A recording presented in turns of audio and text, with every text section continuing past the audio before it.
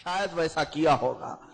عزیزان گرامی وقار، کسی کے بھی متعلق بدگمانی کرنے سے پہلے 1000 بار سوچو۔ رسول کریم صلی اللہ تعالی علیہ وسلم نے سختی سے منع فرمایا کسی کے بارے میں کلام کرنے سے، جیسے کہ حدیث پاک میں ہے، ایک صحابیہ تھیں، ان سے گناہ سرزد ہو گیا، وہ حاضر آئیں حضور پاک صلی اللہ تعالی علیہ وسلم سے، انہوں نے کہا کہ مجھ سے گناہ ہو گیا ہے، زنا ہوا ہے۔ اب کون یہ اقرار کرے گا اس زمانے میں جبکہ معلوم ہے انہیں زنا کی سزا سنسار کیا جائے گا، پتھروں سے مارا جائے گا اتنی دیر کہ وہ ہلاک ہو جائے۔ یہ زنا کی عظیم سزا اسلام میں ہے، اور اگر شادی شدہ نہیں ہے تو 100 کوڑے مارے جائیں گے۔ یہ اسلامی سزا، یہ بہت ہائیسٹ سزا ہے۔ زنا ایک ناسور ہے، یہ کینسر کی طرح وائرس ہے۔ زانی اور زانیہ اگر معاشرے میں رہیں گے تو یہ بیماری دوسرے تک پھیل جاتی ہے، اس لیے اسلام نے یہ سزا رکھی۔ وہ خاتون آئی، حضور پاک صلی اللہ تعالی علیہ وسلم نے کیا فرمایا؟ تیرے پیٹ میں بچہ پل رہا ہے، جا بچے کی ولادت کے بعد آنا۔ بچے کا تو قصور نہیں ہے، بچہ پیدا ہونے کے بعد وہ پھر آئی، یا رسول اللہ مجھے پاک کر دیجیے، گناہ ہو گیا ہے۔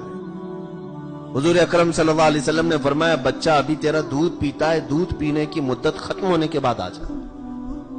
وہ دودھ پینے کی مدت ختم ہوئی، 2 سال کے بعد پھر آئی۔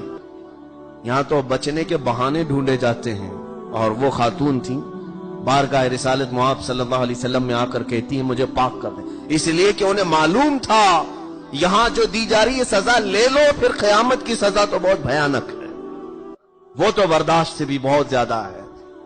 وہ خاتون حاضر ہوئی، اللہ کے نبی صلی اللہ علیہ وسلم نے فرمایا بچہ تیرا چھوٹا ہے، ابھی چھوٹا ہے۔ وہ خاتون دیکھیں کہتی ہیں کہ یا رسول اللہ صلی اللہ علیہ وسلم اس لیے میں اپنے بچے کو ساتھ لے آئی ہوں کہ پھر کہیں میں واپس ٹال نہ دی جاؤں۔ یہ دیکھیں بچے کو نیچے چھوڑتی ہیں، آگ رکھا، پھول رکھے، بچہ پھول پکڑتا آگ نہیں۔ کہتی ہیں کہ اب بچہ میرا اتنی تمیز کرنا سیکھ گیا کہ میرے بغیر یہ رہ سکتا ہے، اب مجھے پاک کیجیے۔ اس کے باوجود اللہ کے نبی صلی اللہ تعالی علیہ وسلم نے اس خاتون کو سنسار کرنے کے لیے صحابہ کے ہاتھ بھیج دیا۔ مدینہ طیبہ میں ایک پہاڑی ہے جبل انم، جس سے ایسا گناہ ہو جاتا تو اس پہاڑی کے اوپر سے اسے ڈھکیل دیا جاتا اور پھر پتھروں کی بارش ہوتی۔ اس کو کچھ لوگ اسلامی بہت سخت ترین دہشت گردی کہتے ہیں، معاذ اللہ۔ آج جس کی بیٹی ریپ کا شکار ہو جائے اس سے جا کر کے پوچھو کیا سزا دینا چاہیے ریپسٹ کو، سب سے پہلے کہتا ہے جلا کے مارنا چاہیے۔ جس کے گھر میں یہ حادثہ ہو گیا ہو وہ تو چلاتا ہے کہ نہیں میری بیٹی کی عزت ختم ہو گئی، جس نے ایسا کیا اسے مارو مارو۔ اسلام ہر بیٹی کو اپنی بیٹی کی طرح سمجھتا ہے، ہر خاتون کی عزت ہماری عزت ہے۔ تو جس سے بھی ایسا ہوا ہے یہ سخت ترین سزا صرف اس لیے رکھی گئی ہے کہ دوسری مرتبہ کوئی گناہ کرنے کے بارے میں 1000 بار سوچے کہ میرا انجام کیا ہو سکتا ہے۔ اس کے بعد اس خاتون کو صحابہ نے سنسار کیا۔ جب واپس آئے رسول کریم صلی اللہ تعالی علیہ وسلم کے پاس، حضرت خالد بن ولید رضی اللہ تعالی عنہ نے یوں واقعہ بیان کرنا شروع فرمایا کہ اس ناپاک عورت کا خون میرے جسم پر لگ گیا یا رسول اللہ۔ اللہ کے نبی صلی اللہ علیہ وسلم کھڑے ہو گئے، کہا خالد یہ جملے واپس کرو، اسے ناپاک نہ کہو، اس لیے کہ اس کی روح نکلنے سے پہلے اس نے ایسی سچی توبہ کی ہے کہ اللہ تعالیٰ اس کی توبہ کو قبول فرمایا ہے اور وہ پاک زندگی دنیا سے اٹھائی گئی ہے۔ یہاں تک کہ زنا کی سزا میں ماری جانے والے کے متعلق بھی حضور نے فرمایا بدگمانی نہ کرو، ناپاک نہ کہو۔ اور کسے منع فرمانے؟ خالد بن ولید سیف اللہ المسلول کو۔ اللہ کے نبی صلی اللہ علیہ وسلم نے فرمایا مت کہو کہ وہ ناپاک عورت کا خون لگ گیا، اس نے سچی توبہ کی ہے اور اللہ نے معاف بھی کیا ہے۔ اسی طرح سے اے میرے عزیزوں، جن کے گناہ ہوتے تھے یا ہو گئے، اب اگر انہوں نے توبہ کیا تو ان کے پچھلے گناہ کو یاد دلا کر کبھی بھی انہیں تانا مت مارنا کہ ارے یہ آدمی یہ تو زندگی بھر 2 نمبر کے دھندے کرتے رہا ہے، ابھی تو آیا ہے مسجد میں۔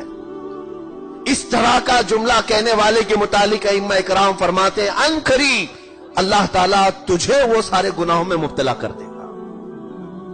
ہم نے دیکھا ہے بہت سارے لوگ یہ کہتے ہیں ارے یہ جواری مواری یہ ٹپوری ایسے ویسے، ان لوگوں کو کیا تمیز ہے؟ مجھے بات یاد ہے تقریباً آج سے 5-6 سال پہلے کی بات ہے، رمضان المبارک کے ایک مہینے میں ممبئی کے مضافات میں وسیع ایک علاقہ ہے، وہاں پر خدمت پر مامور تھا۔ الحمدللہ جس طرح سے ہم نے خدمت کی کافی نوجوانوں میں تبدیلی تھی۔ بہت سارے نوجوان جو غلط سنگت کی وجہ سے نشہ اور بہت ساری برائیوں میں ملوث سے مسجد میں آئے تو تقریباً مجھے جہاں تک خیال ہے 60 لوگ اعتکاف میں میرے ساتھ بیٹھے تھے، نوجوان طبقہ تھا۔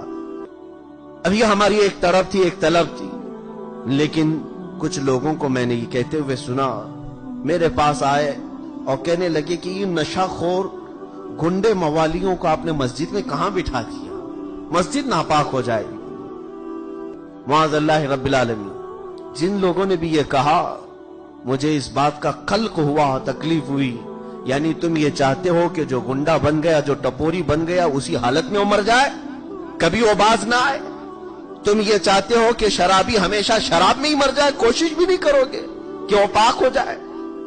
اللہ کے نبی صلی اللہ تعالی علیہ وسلم نے جن لوگوں کو آسمان کا ستارہ بنایا، ان کی زندگی پہلے ایسی نہیں تھی کہ وہ پیدائشی پاک صاف پیدا ہو کر کے آئے تھے۔ ہم صحابہ اکرام رضوان اللہ علیہ مجمعین کی پچھلی زندگیوں کو ذکر نہیں کرتے، لیکن مکہ کے حالات تو ایسے تھے کہ کوئی عورت محفوظ نہیں رہتی تھی، کوئی قافلہ صحیح سلامت جا نہیں پاتا تھا، لٹ جایا کرتا تھا، عورتیں نیلام ہوتی تھیں۔ کیا آپ کو معلوم نہیں مکہ میں بچیاں پیدا ہو تو دفن ہو جاتی تھی؟ وہی سارے لوگ اسلام کے آغوش میں آنے کے بعد اللہ کے نبی صلی اللہ علیہ وسلم نے انہیں کیا فرمایا؟ اصحابی کالنجوم، اب یہ میرے صحابہ ستاروں کی طرح ہیں، تم ان میں سے جس کی بھی پیروی کرو گے ہدایت پا جاؤ گے۔ خاک کے ذروں کو ہمدوش ثریا کر دیا، ایک عرب نے آدمی کا بول بالا کر دیا، خود نہ تھے جو راہ